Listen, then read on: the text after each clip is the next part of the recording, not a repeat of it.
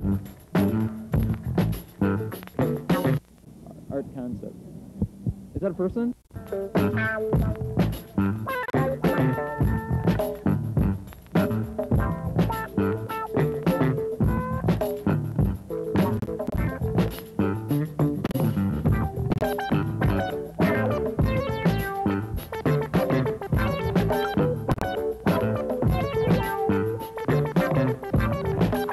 I personally feel like he's touched me like nobody else has. Like I mean, his stuff is totally radical. I mean, New York has never seen anything like this before.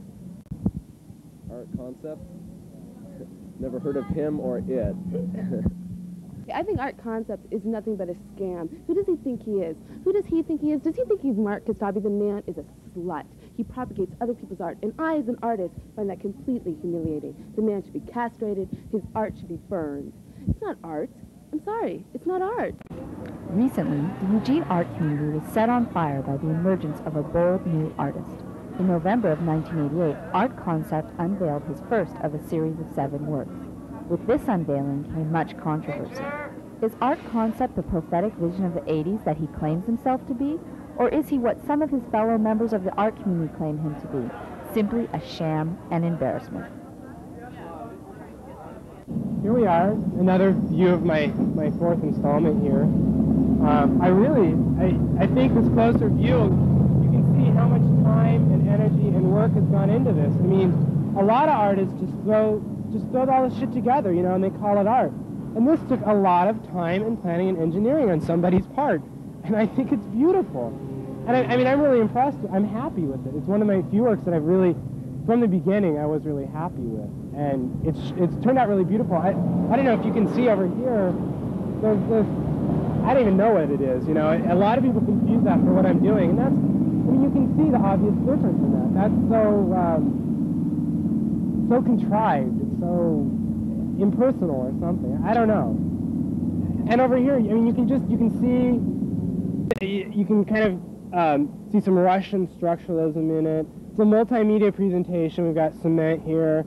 Got a large, long, tall metal girder. I think there's a much stronger statement is being made here than what you see. A much stronger statement on not only on you know, Sacred Heart and the university, but on society in general.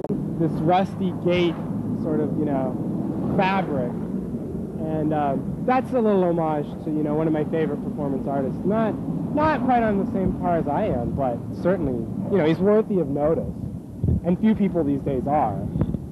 So basically, we're going to have an installation. I'm having the installment for this, a party, when is it? Oh, I think it's sometime next week. I don't know. I mean, I'm not going to go to it because, Jesus, there's nothing more pretentious than going to your own installment. You know, I can't stand anything like it. It's so snobby and high culture, you know, to sit around and let people, you know, give you their accolades. It's like, you know, I think I'll just have, you know, have a few people show up, enjoy it, talk about it, probably misinterpret it, not understand it, but then that's perfect, you know, that's the beauty of it. They can do that, and I won't be there to be insulted. We had the opportunity to spend time with Art, speak with him, and view his works in progress. His studio, located on the corner of 19th and Mill Street in Eugene, is the source for much of his inspiration, as well as being the place where he lives. Yeah, you're here in my studio. This is one part of my studio. This is well, people call it the kitchen. I don't really so much call it the kitchen as I just call it the utensil and appliance display room. And I don't know, I've got some, this is something someone gave me for Christmas. And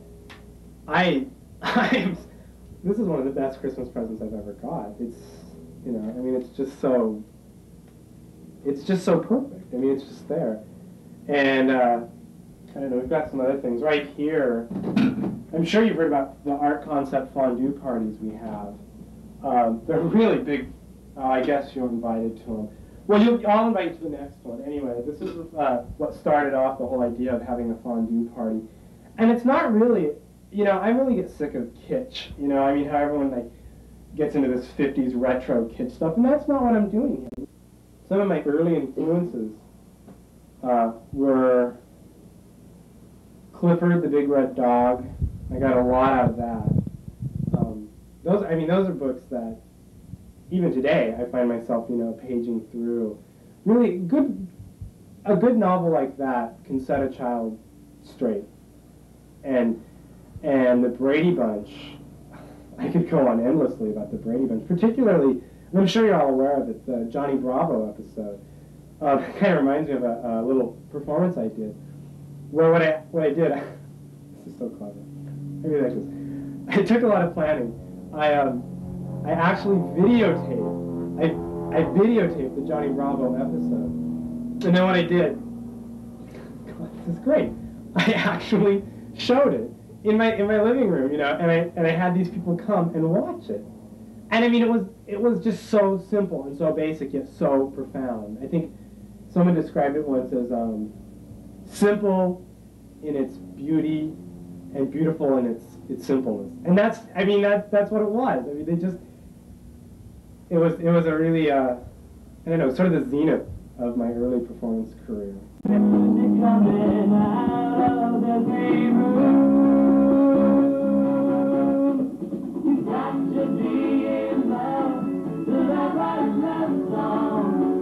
Well, some of the works I've done in the past, one, I believe it was